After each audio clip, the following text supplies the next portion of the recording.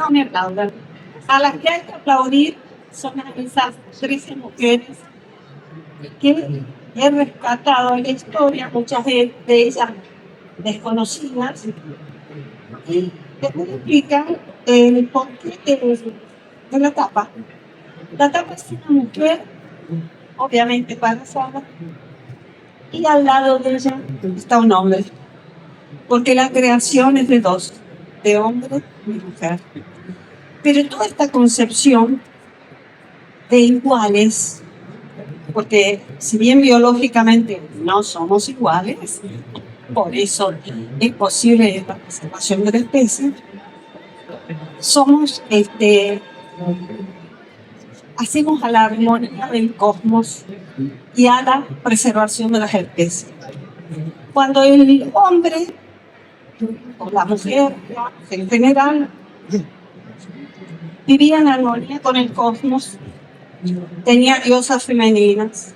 Estas diosas femeninas eran de pechos abultados y vientre prominente. ¿Qué significaba esto? Que eran la diosa máxima, era la naturaleza, y esta mujer era la representación de la naturaleza.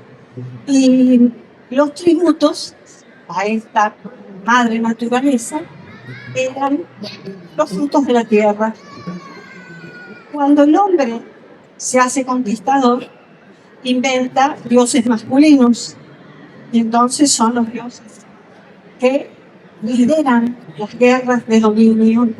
En principio eran dominio por las tierras, por la riqueza de las tierras, los metales, y hemos continuado milenios, fácil, 2, 3, en esta idea de la hegemonía del hombre sobre la mujer.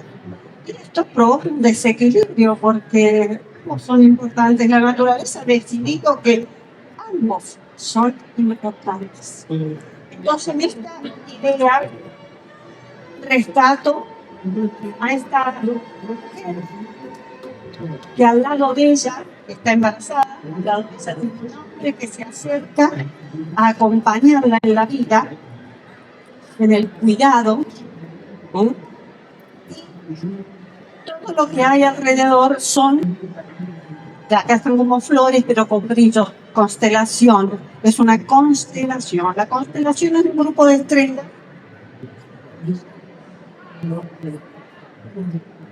que forman una figura en el cosmos, y que esa figura imaginaria, pero cada estrella tiene brillo propio. Una depende de la otra. Esta es la idea. Estas mujeres todas tuvieron brillo propio y son fundantes en la vida de ahora por su trascendencia científica y el don científico. Bueno, esa es la idea. Y Ashera, ¿por qué? Es la constelación de Ashera. Ashera era la compañera de Yahvé, de Jehová, pero no aparece en la Biblia. Mágicamente, nuevamente la mujer desaparece de plano. Es igual a la diosa Cibeles, a Isis, hasta Té. Y en el templo judío, que los templos estaban en las zonas altas, montes o en los bosques, eran estacas, eran los árboles de la vida. Eso es la mujer, la vida.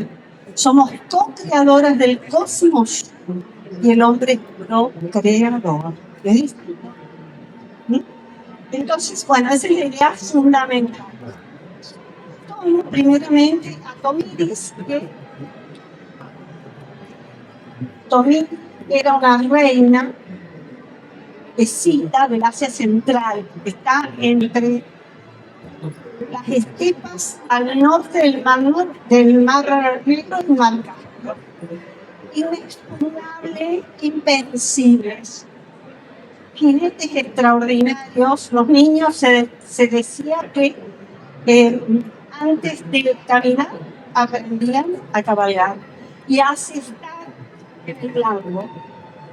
Y ellos se trasladaban, porque vivían de sus rebaños, se trasladaban en la meseta asiática, de un lugar a otro, buscando simplemente buenas pasturas para sus rebaños.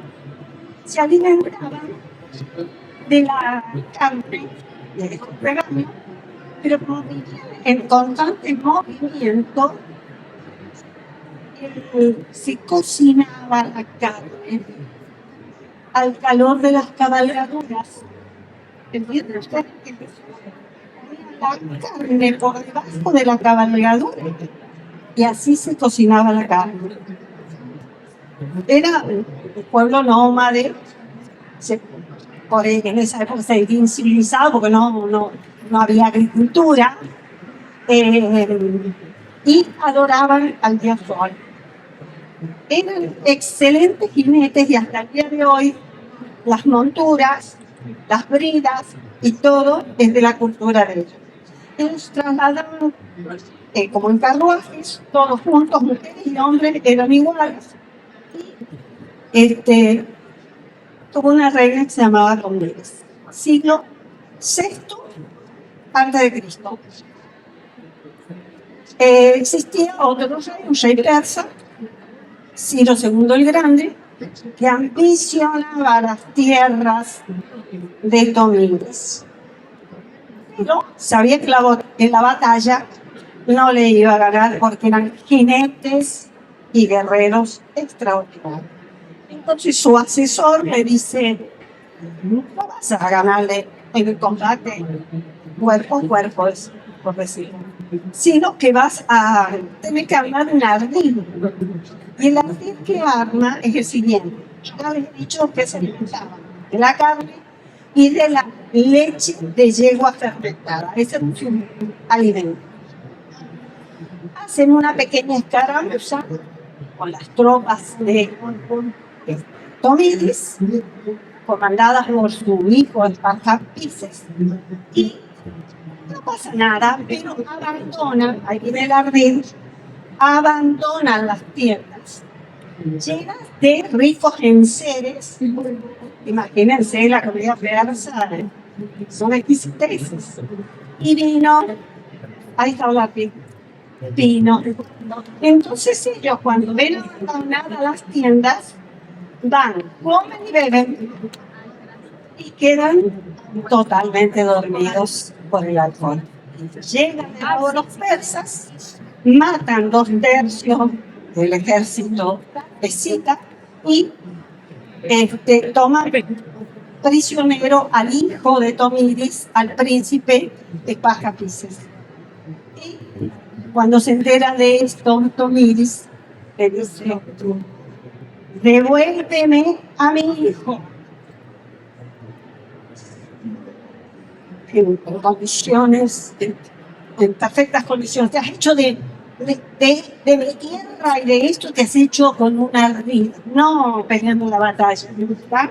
Devuélvemelo vivo, que si no me lo devuelves vivo, esa sed de sangre te la voy a saciar yo. Bueno, van a la batalla. No, previo a esto, él le entrega, libera al hijo, y el hijo, como era un pueblo absolutamente invencible, de la vergüenza, miren qué ejemplo ante el mundo, ante la vergüenza de haber sido vencido de forma tan ignominiosa, porque no fue vencido en la batalla, sino por el alcohol, se suicida. Y ella va a la batalla, le gana la batalla y hace que le traigan la cabeza de Ciro II el Grande, el hombre más poderoso. Y a la mañana, como ellos, su dios máximo era el sol Invictus, ofrenda a su sol Invictus la cabeza de Ciro II el Grande, la toma de los pelos y la sumerge en un odre lleno de sangre, porque ya le habían dicho que le iba a saciar la sed de sangre que tenía. Esa es la primera mujer. No existe en ningún lado, no aparece en ningún lado, se llama Tomires. La segunda es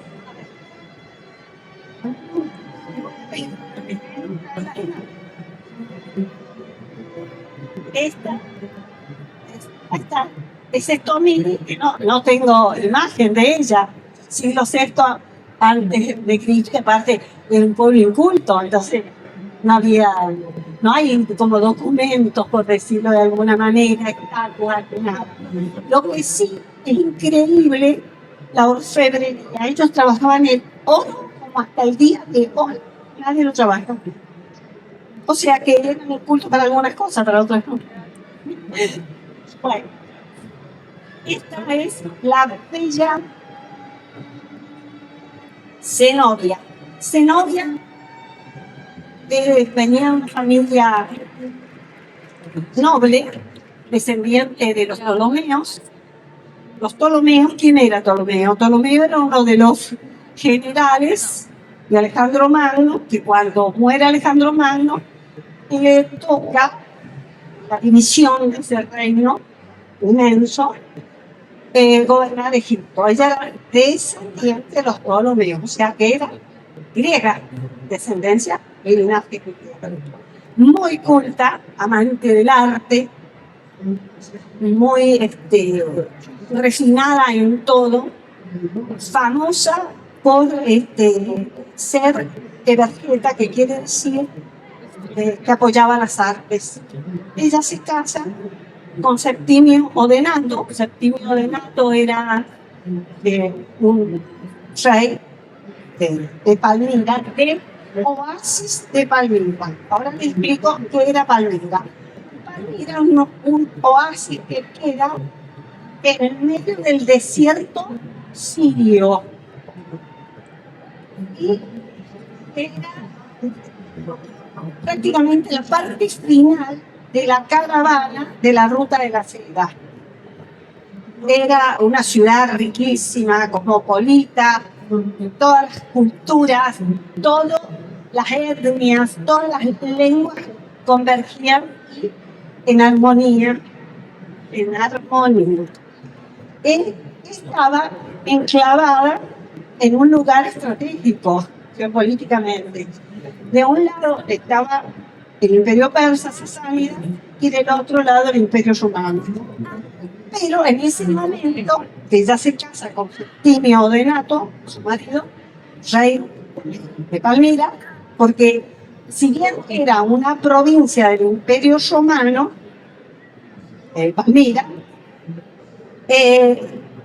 tenía gobierno propio, que era inusual. Y como era tan rica, era la que más contribuía en dinero, en tributos al imperio romano. Entonces la respetaban, la querían conservar, como quien dice. Bueno, su marido, en unas batallas de conquista, lo domina a Sapor, que es el rey de la Persa, y va avanzando en lo que sería de lo que era su reino, va avanzando hacia Persia, hacia el lado del Nilo, muere él, y como ella lo acompañaba, escuchen esto, en la batalla, insólito en la época, los generales la designan sucesora. Una poca cosa, no eligen a otro hombre, la eligen a ella. Y a su hijo, Palabato, que tenía 1 año, pero ella era como la regente. Ella se declara Augusta, y a su hijo Augusto, que César es un título político, por decirse, usar un emperador, pero Augusto habla de una dignidad. Bueno, en ese momento, cuando ella se designa Augusta, hace su propia moneda, ya eso hablaba de una dependencia total del Imperio Romano. El Imperio Romano estaba muy entretenido y vivía anarquías absolutas por los generales que se peleaban entre sí para acceder al gobierno de Roma. Entonces están tan entretenidos en eso que ni se enteraron que ella había tomado el dominio de Palmira e iba avanzando. Entonces iba avanzando. Y tenía, ¿cómo era el tema? Como ellos tenían un ejército muy bien pertrechado. ¿Por qué? Porque ese ejército les servía para proteger las caravanas que iban de oriente a occidente y de occidente a oriente. Entonces, protegían el comercio. ¿Eh?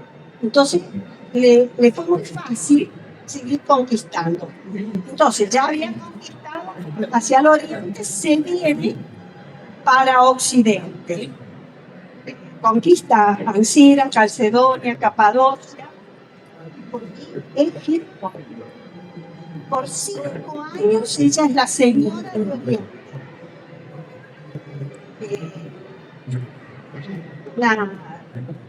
El reino de Palmira, un reino riquísimo. No había persecuciones religiosas, no había de ningún tipo. Pero asume a Aureliano como emperador romano y le dice que termine con ese dominio que iba del Éufrates al Nilo, las zonas más ricas de esa región, y ella se niega y le dice, no, te equivocas conmigo. Yo soy de la misma sangre de Cleopatra. Ella, por haberse unido a un emperador romano, ¿sabes qué? Yo no me uní a ningún rey romano y voy a conservar este imperio, por supuesto, me lo vas a tener que sacar de otra manera. Y bueno, por supuesto que va a la batalla, pierde Egipto y él termina sitiando Palmira, esa ciudad de 40.000 habitantes, 250.000 en la zona rural, por una avenida de columnas de 15 metros de alto, llena de monumentos. Le dice, entrégate porque voy a destruir la ciudad. Le dice, no. Yo como Cleopatra, una rinda.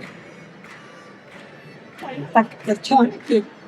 Ingresa en Palmira, destruye gran parte de la ciudad, la conserva una parte porque le convenía, porque era un enclave comercial muy importante, y la toma prisionera y después la exhibe en Roma, porque los emperadores y los generales, en general, cuando ganaban, hacían una entrada triunfal por Roma. Entonces ella aparece encadenada, el cuello, las manos, los pies, con su diadema de oro y todas las joyas que hacían a su calidad de reina.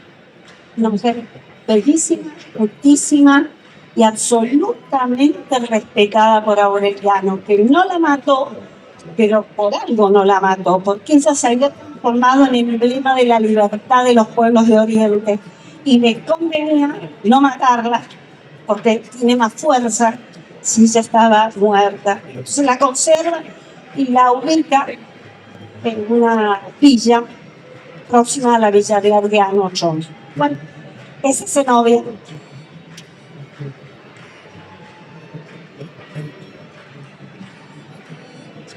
Bueno, esta es otra heredera de Ptolomeo, pero de Alejandría. Alejandría era la capital de Egipto y también una ciudad que tenía el faro, el museo, el Serapeum, y que era un lugar magnífico de enseñanza, pero también se rendía cultos a los dioses paganos. Se llama Serapeum porque tenían un dios que se llama Serapis, mezcla de Apis y Zeus, y también todos los días estaban los fuegos iluminando esas estatuas. También la de Osiris, la de Isis, y Osiris y Horus. Bueno, la cuestión que ya había sido declarado en el Imperio Romano que el cristianismo era la religión oficial.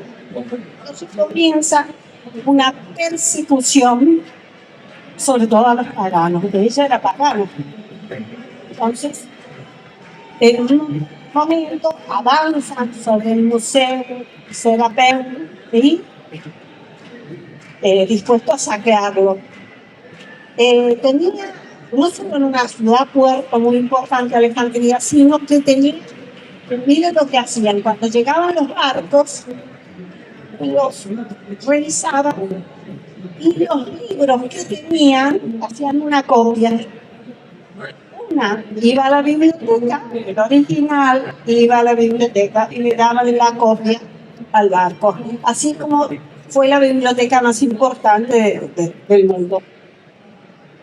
Entonces,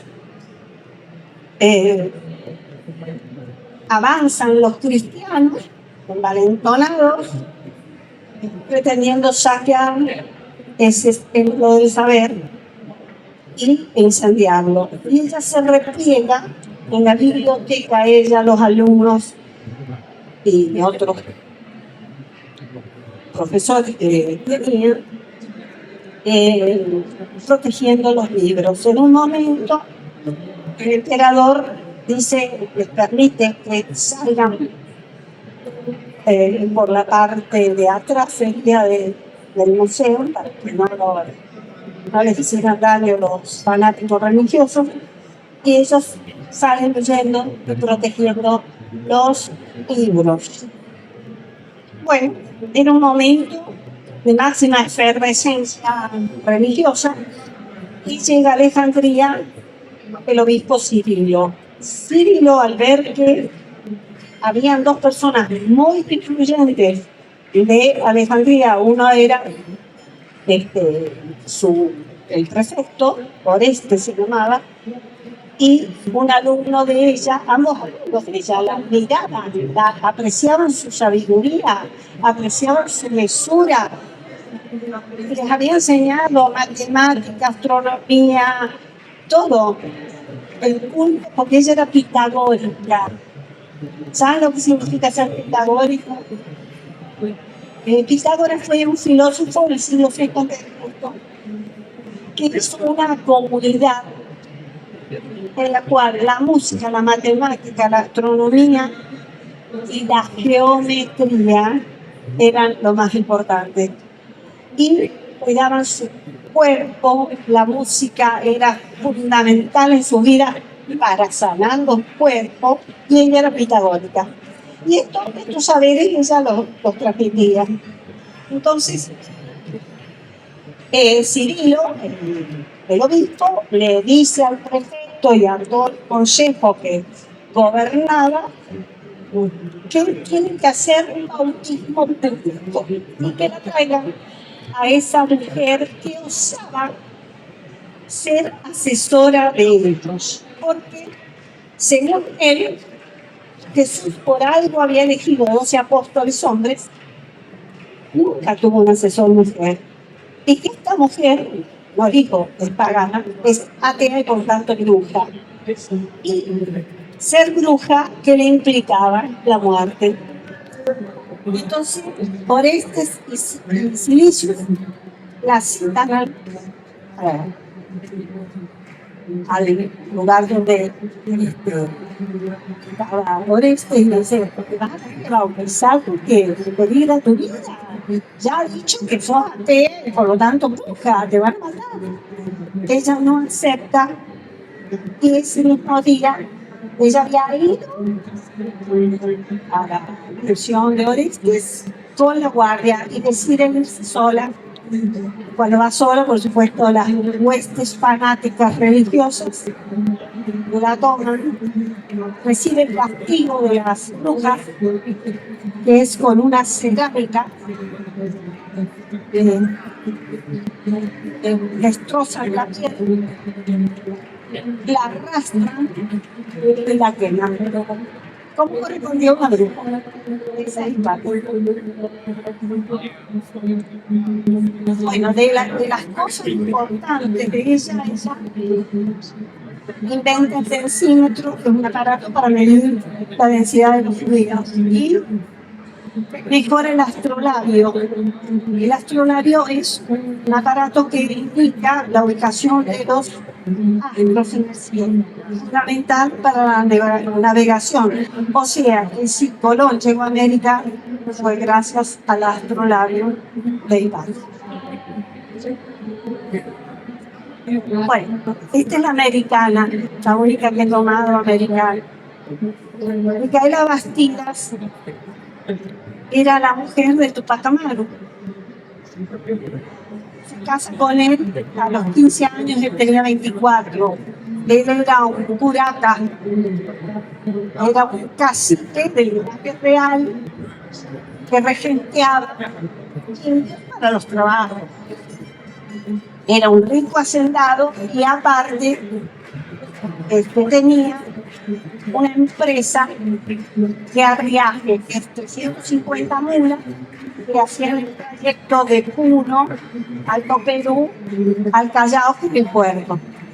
Bueno, ahí, que era oriundo del linaje real de los incas de Vilcabamba, que fueron los incas rebeldes que tuvieron hasta el 1572 la colonia española. Y en un momento tenían o cuestionan el curacajo.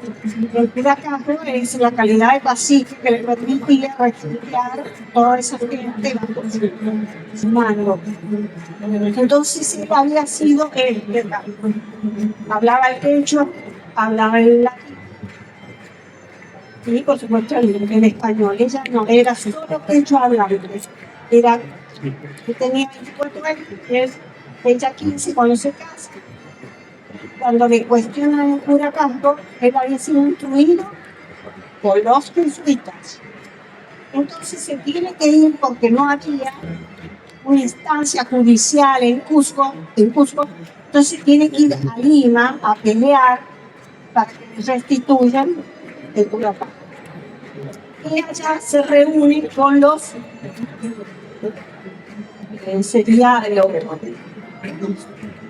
librepensadores que incitan a la rebelión. Se organiza en casa una gran cena. Porque ya en ese momento, desde 1777, se habían impuesto las reformas borbónicas que imponían tributo a los nativos, a los mestizos, a los mulatos y a los sardos. Y entre una intendencia y otra cobraban tributos que era asfixiante del trabajo de la milta minera que extenuaba a los indígenas y la milta obra que era la industria del tejido extenuaba a los niños y mujeres. Hay una vez se salvaba. Entonces él inicia la rebelión, cita a todos en su casa y deciden hacer esa rebelión contra el dominio español.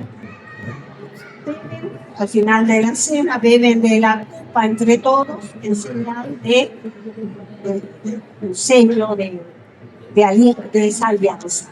Bueno, se organizan 40.000 eran los entre indios, mestizos, criollos. Al principio tuvieron mucha aceptación hasta en los criollos, los curas, o los curas lo que hacían eran, no opinaban, era como decir, bueno, adelante. Y se organizan, pero ellos no tenían más palos y piedras, en un lugar que se llamaba Tungazuca, que era la hacienda de los Tupac Amaru. Ella los alimentaba, se ocupaba de toda la logística de esta rebelión. Porque las mujeres, si eran cacicas, podían comandar hombres, si no era cacica. Ya le tocaba nada más que la parte logística, la organización. Entonces tienen una primera combate, el de Sangarara, donde salen victoriosos y toman prisionero al corregidor de Tinta y lo terminan ahorcando luego en un juicio sumario. A partir de ahí, Tupac Amaru, con pequeños bandos, que va colocando en todas partes, donde da por terminada la esclavitud y la servidumbre. Pero comete un error. Se va a su zona de arrieraje, el Puno, el Collao, donde ya había una rebelión aymara, y se queda un mes ahí. Mientras ella que no sabía escribir, tenía un escribano que le mandaba cartas. Dice, vení, toma ya el Cusco. Si no lo tomas ya, le vamos a perder la vida. Entonces, él no, dice, están las cartas, tú te entretienes allá y corremos riesgo de que los rusos se cansen de esperar. Ya los medios de los cuales tengo los recursos se van a acabar y nos vamos a quedar.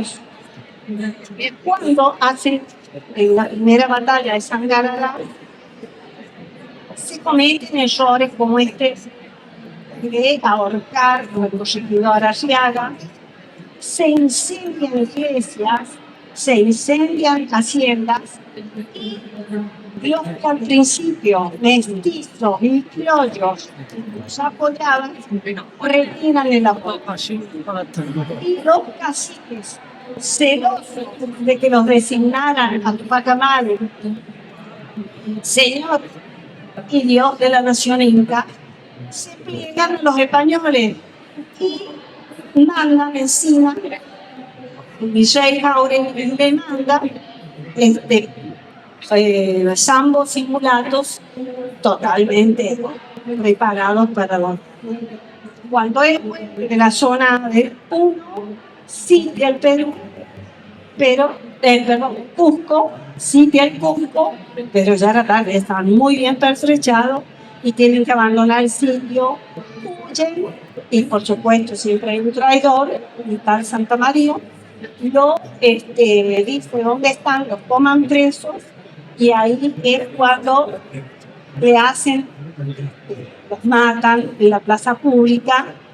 Ella era una mujer que tenía un cuello muy fino, y cuando dentro del bando que dice que hay que matarla de la forma cruel para que sirva de escarmiento, le colocan lo que se llama una soga de esparto en el cuello, y después con el garrote le aprietan esa soga de esparto para cortarle la lengua. No pueden hacer esto y la destrozan a puntapiés, ella queda una saca de sangre y de huesos, y entre el edicto ese judicial se cortan los miembros. Uno va a cada lugar donde habían ganado la batalla los insurgentes, uno va a Pichu, una pierna va a Arequipa, la otra va a otro lugar, a Laque, a 5 lugares. Y después el mandato era descuartizar, después de ellos a Tupac Amaru, no lo pueden descuartizar tampoco, le cortan, porque lo matan, le cortan los miembros, y el torso de ambos se quema en un caldero común, que para mí es absolutamente simbólico que aún en la muerte estén esos referentes libertarios americanos. Bueno, ella es Micaela Barriga.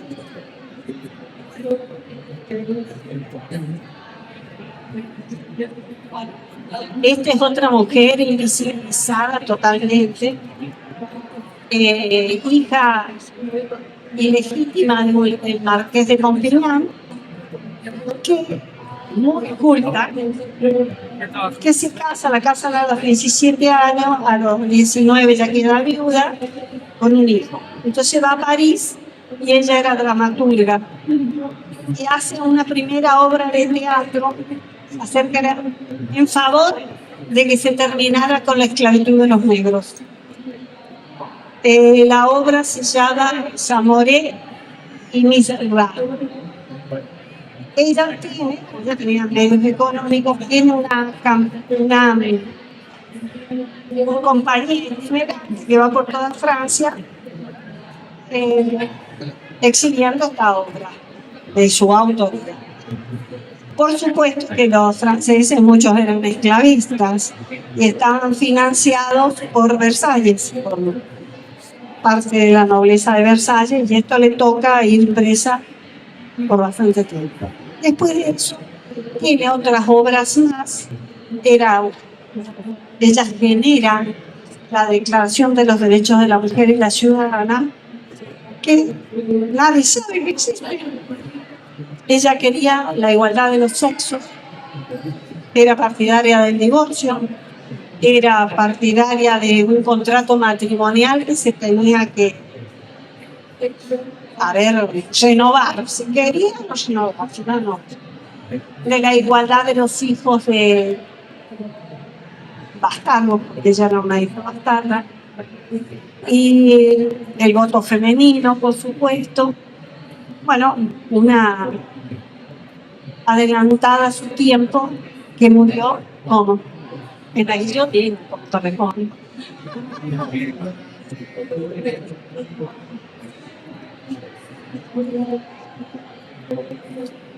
Esta vivió muy pocos años, pero el poquito tiempo que vivió es la hija de Lord Byron y Annabella Byron. Ella era una mujer de una familia muy distinguida. Él era un desastre total, Byron.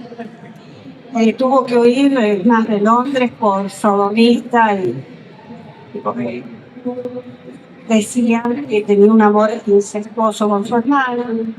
Y en realidad se casa con la mamá de esta chica, que se llamaba Annabella, nada más que por cuestiones económicas, porque siempre estaba fundida. Entonces ella, su familia, la familia de la madre, era muy aristocrática, de muy pasar económico.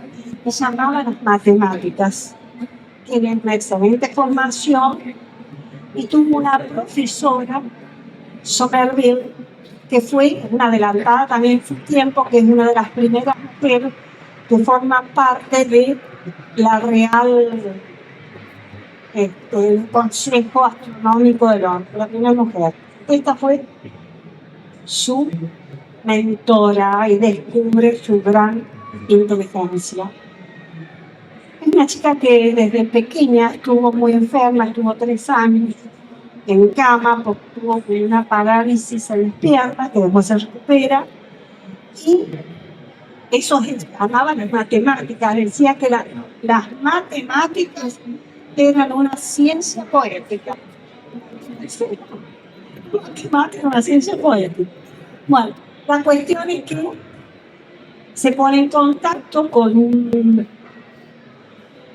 matemático que había creado la primera máquina, que era una máquina calculadora. Y ese, a su vez, como inventor, le hace que traduzca a otro matemático italiano que ya había creado la máquina analítica, y ella, al traducir ese libro, que estaba en italiano, traduce bien, por supuesto, le incorpora códigos de números, símbolos y letras que son el principio de los programas de computación. Era una adelantada totalmente, estoy hablando de 1840. Crea los códigos, si ustedes se acuerdan, yo me acuerdo de la industria textil, que eran con agujeritos, que eran una tarjetita con agujeritos que uno la ponía en la máquina y la máquina reproductiva oficial. Ella también lo tiene. 36 años simplemente vivió e hizo eso.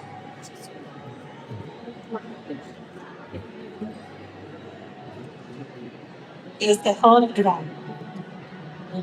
mujer extraordinaria, hija también de familia muy adinerada de Inglaterra, y adoró desde pequeña el cuidado de enfermos. Me encantaba el cuidado de enfermos. Muy piadosa, muy piadosa. Y quería dedicarse a atender enfermos y no casarse. Y la familia decía, no, mandato tuyo como mujer, casarte, tener hijos. Pero bueno, en un momento, a los 30 años, volviendo de un viaje a Egipto y Grecia, se enferma y es atendida en un hospital en Alemania, atendido por diaconisas. Y en ese hospital ve algo diferente en la higiene, la organización, el orden. Entonces después vuelve a ser instruida en ese hospital luterano. Y ahí aprende lo primero de los cambios que hay que hacer en la enfermería. Y trabaja en un hospital de mujeres y al poquito tiempo ya es la superintendente. Y cuando llega la guerra de Crimea, va con 38, digamos, aprendices de enfermera, las instruye. Entonces va a una guerra, va a un hospital de campaña, que eran tiendas de los hombres, como habían sido rescatados de la, digamos, del campo de batalla, tirados, ni cama, ni sábana, con la misma ropa de página del soldado, y para colmo, próximo a la tienda había aguas servidas. Entonces los hombres con faltos de higiene morían, pero por tifus y cólera, no tenían faltos de todo. Entonces ella ahí traslada todo esto que había aprendido en el hospital luterano acerca de la higiene, y entonces instala una lavandería, al agua la hace hervir, que los que estén higienizados, los enfermos, que les dé el sol, bien alimentados, bien cuidados, bien tratados. Y bueno, por supuesto que la descubre un periodista del Times y le hacen una nota y le llaman la dama de la lámpara, porque ella era incansable cuidando a los enfermos, y de noche con una lámpara, porque ella decía que la atención personal, el cuidado, el amor curaba. Entonces le llaman la dama de la lámpara y así quedó. Ella hace el primer tratado de enfermería, se crea la carrera de enfermería, se hace el hospital militar a instancia de todas las indicaciones, digo, todo lo que hoy se sabe de enfermería y que salva vidas es gracias a Florence.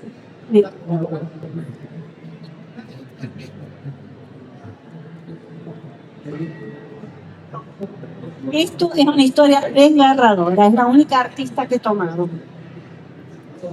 Era una mujer absolutamente de pequeña, nació en un pueblo de Francia, y la madre estaba enojada con la vida porque se le había muerto un hijo varón, y cuando nace ella más enojada porque quería un hijo varón. Entonces la despreció toda la vida. Y ella se dedicaba a moldear todo lo que veía. O sea, tenía un talento en las manos que moldeaba todo. El padre, al descubrir su talento, fue el que la apoyó toda la vida. Quiero aclarar algo que es maravilloso, que en todos los casos esto siempre hubieron padres que las apoyaron. O sea, ellas no hubieran llegado a hacer lo que fueron si no hubieran tenido esos padres que les abrieron las puertas cuando ellas no querían casar, dijeron que no se casara, las sostuvieron hasta el último momento. Siempre fueron los padres. Bueno, la cuestión que se van a París y ella entra en la Academia Colarós. que era de escultura, donde a las mujeres se le cobraba el doble porque se suponía que iban a entretenerse las mujeres, que nunca iban a ser escultoras porque les aclaro que ser escultor de piedra y mármol no es fácil, es absolutamente dura. No era porque las mujeres no quisieran, no, es durísimo.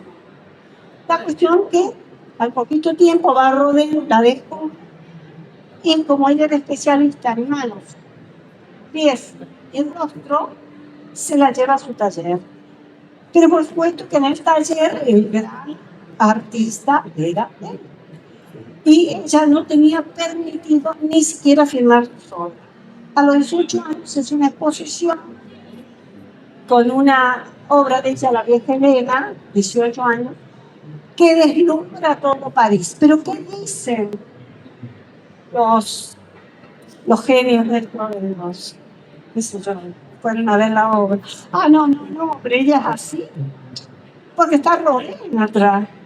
Y es así porque tiene un hermano que era dramaturgo y viene la sangre, no es que ella tenga talento, ni se les ocurra pensar eso. Conclusiones, se trabaja con Rodin, fue amante de Rodin y tenían unos amores tempestuosos. ¿En qué sentido? Él era infiel por naturaleza, tenía una relación con una mujer, Rose Beruet, una modista con la cual tenía un hijo, y nunca la dejó, y a su vez todas las mujeres que pasaban por el taller, las ricas oligarcas que iban y le pedían las obras, las modelos, todas pasaban por la cama de él. Y ella se volvía a decir, era aquí 24 años menor que él. En un momento queda embarazada, se va a la campaña, pierde ese hijo, no se sabe qué pasa con ese hijo, y vuelve, y el padre le monta un taller. Y era tal el dolor que ella cargaba de ese hombre que no la reconocían, que no la valoraban. Ella trabaja incansablemente, no se alimenta, no se cuida. Ya de por sí trabajaba 12 horas diarias. Y es como que se enajena del dolor, se enajena. Y en un momento rompe todas las obras de ella. Y muere su padre. Lo peor que podía pasar. Entonces la madre, la hermana, estaban molestas por la vida pecaminosa de ella con Rodin, la meten en un psiquiátrico y después en un manicomio. Nunca la fueron a visitar, no permitían que mandara cartas, nadie se comunicara con ella. 30 años estuvo en el manicomio, ya tenía el alta, porque ella simplemente tenía manía, simplemente, no sé cómo se tratará, manía persecutoria tenía, y delirio de grandeza. Pienso que se cura fácil, eso. Bueno, la cuestión es que le dieron el alta y nunca lo sacaron. Y como cuando Hitler avanza sobre Francia, hay un decreto de las bocas útiles por las cuales, por supuesto que los enfermos mentales no son bocas útiles y murió. Esa es Camille Claudel.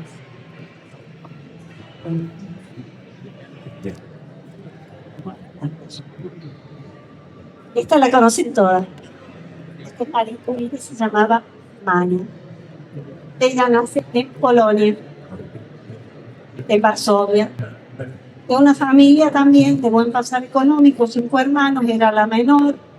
El padre era matemático, profesor de matemática, física, la madre enseñaba piano y tenía un pensionado, porque era una familia muy rica, pero venía menos, porque estaba el dominio de Rusia sobre Polonia. Entonces, era muy difícil la vida para patriotas polacos. Entonces, cuando llega ya la edad de que tiene que hacer un estudio superior, no les estaba permitido el estudio superior. Y había algo preciosísimo en ese momento en Polonia, que es la Universidad Volante. O sea, iban a tu casa y te enseñaban, ¿no? Era una cosa insólita.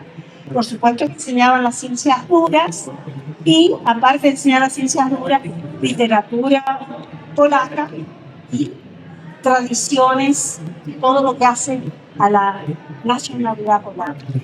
Por eso que era clandestino. Ella tenía una hermana mayor que quería estudiar medicina, Bronia, y también de las dos, que Bronia, o sea, Mileva, no, perdón, Mania, iba a trabajar de institutriz, de lo que fuese, para solventar los estudios de su hermana Bronia de medicina en París. Ella va a París y ella logra un trabajo importante como institutriz en la familia Zorowski, muy aristocrática. Llega ahí y le enseña a los chicos de la familia ciencias duras, y a la tarde ve que los hijos de los obreros no estaban instruidos y arman su propia escuela a la tarde. Esto es Marie Curie, ¿eh? Bueno, se enamoran Casimir y ella, y la familia cuando descubre, imagínate, ella no tenía sangre aristocrática. Hasta luego, de nuevo a Varsovia. La hermana se recibe y la lleva a París porque le paga. Bueno, yo me recibo, te pago el estudio. Ella se recibe en 2 años en matemática, el 3er año en física, y cuando se recibe busca un laboratorio donde trabajar. Y el director de tesis, Lindman, la recomienda para el laboratorio de Jacques y Pierre Curie. Pierre Curie era un hombre muy estudioso, pero aparte de estudioso, inventó todos los aparatos que le sirvió para todos los estudios que creaban él, ¿no? Era una dupla impresionante. Conclusión, primero descubren él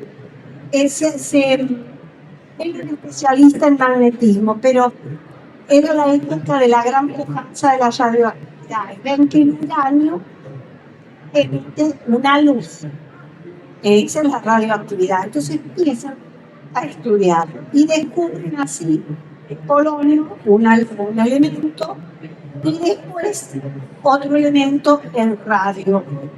Por el descubrimiento del polonio le dan a Pierre el premio Nobel en física, y él se niega a recibirlo con ello. El segundo, que es bueno, a todo esto tienen 2 hijas. Él muere, a él le habían dado la cátedra en la Sorbona de física. Cuando él muere, el gobierno de Francia quiere pensionar, le digo, no, a mí me van a pensionar, yo estoy apta para seguir trabajando. Entonces lo que le dan la cátedra de él en la Sorbona, y ella se presenta ante los alumnos con la última palabra de su marido, con la última frase, por terminar la clase. Bueno, les dije que ella escribió el Polonio, ella y su marido, y por el tratado de radioactividad le dan el segundo premio Nobel, pero en química. Cuando se entera todo el mundo de esto, de estos descubrimientos, ellos tenían 2 alternativas: o lo daban a publicidad y que esto accediera a todo el mundo científico gratuitamente, o lo patentaron y se hicieron inmensamente ricos. ¿Qué pudo hacer el Pierre? No, el dominio, esta riqueza de conocimiento para la humanidad. Bueno, por supuesto que la exposición a la radioactividad, a los rayos X, ellos vivían con heridas en las manos, la ropa, y un cansancio permanente, pero todo lo atribuían a las horas de trabajo, ¿no? estaba minando su salud la radioactividad. Primero muere Pierre, se cae en un colectivo y un carruaje lo arrolla. Y bueno, en la Primera Guerra Mundial, ella instruye a 200 mujeres para que aprendieran a tomar radiografías y con pequeños vehículos iban al frente, tomaban radiografías de los enfermos. Esos vehículos le llamaban Le Petit Courrier. Por supuesto que ella iba al frente. Bueno, su hija, también su hija Irene, tiene el premio con su marido, premio Nobel también en química, por unos ensayos sobre el magnesio, el bario y el aluminio. Bueno, esta es Marie Curie, designada, caso único, suprema bienhechora de la humanidad.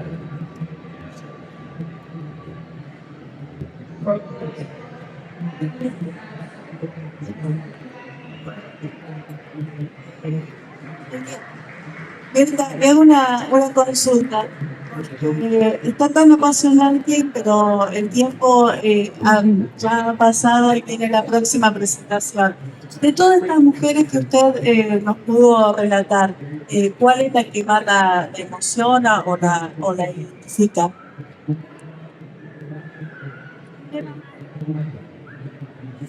Mileva Mari, una semblanza a las que tiene. Mileva Mari es la esposa de Einstein, invisibilizada totalmente. Toda la producción de Einstein fue a distancia y con ella, porque él entra a la oficina de patentes y trabajaba 9 horas diarias, incluidos los sábados.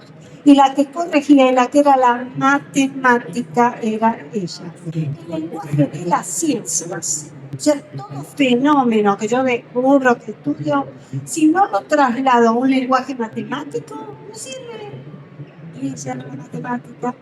Él fue un ser tan perverso y cruel. Estudien un poco la vida. Yo la rescaté. Cuando ella se hace famoso, deja de mantenerla a ella, mantener a los hijos y le arma un protocolo. Cuando yo vaya, porque él iba a buscar las clases de matemáticas, yo para la que armaba la clase de ella.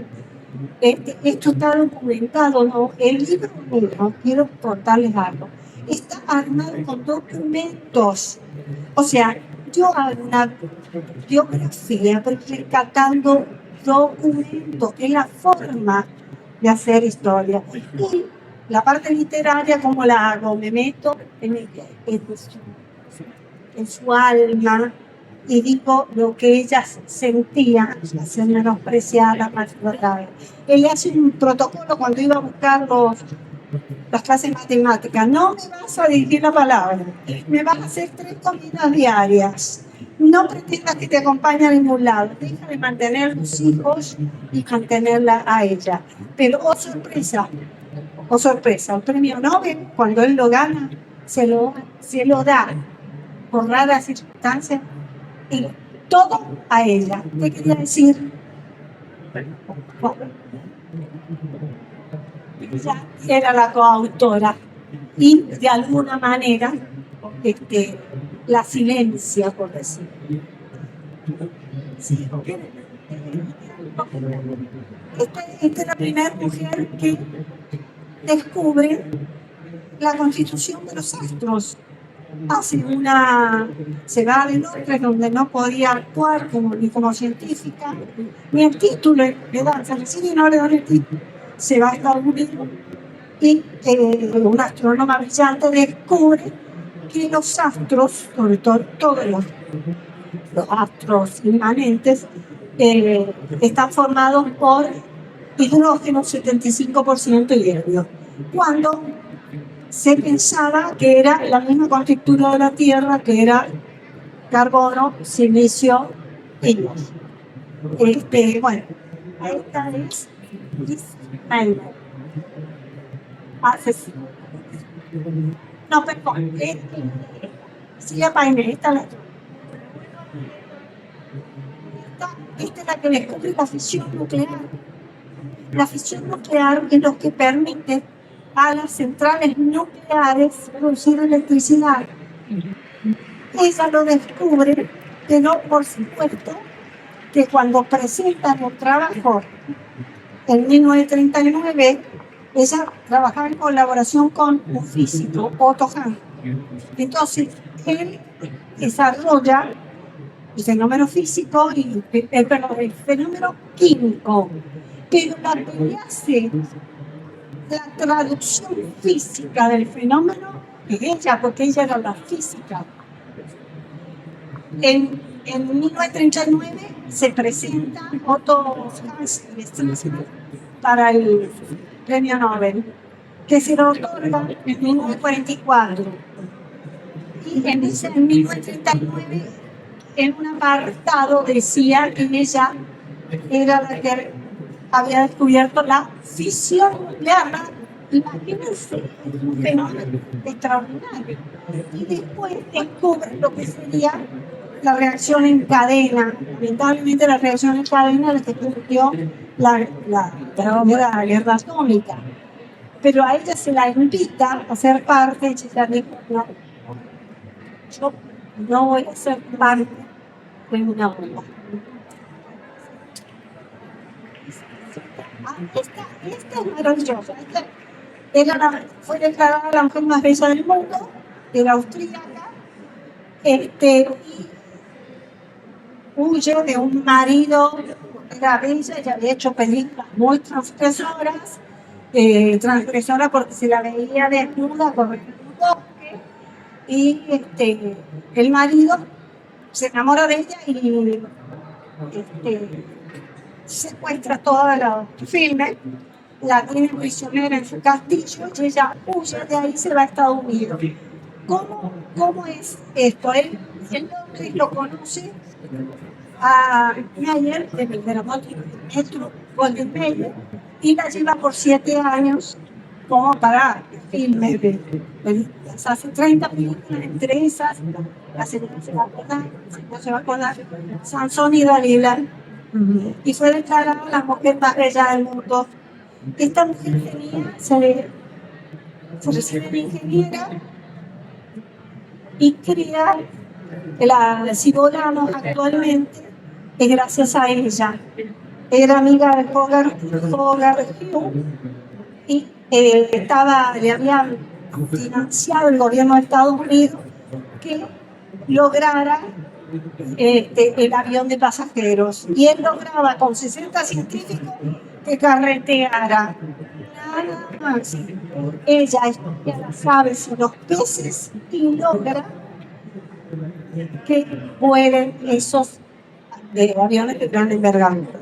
Después, en la Segunda Guerra Mundial, cuando se mandaban los torpedos, eran interceptados porque se interceptaba la frecuencia y bueno, los destruían antes de llegar a donde tenía que llegar. Entonces, ella con un pianista logra lo que se llama salto de frecuencia. Entonces, a una frecuencia le hace 88 frecuencias que saltan y no puede ser detectado. Eso transmitido a través del aire, que es el principio del Wi-Fi, el GPS. Obviamente, la mujer más bella del mundo es la que nos permite ahora la comunicación inalámbrica.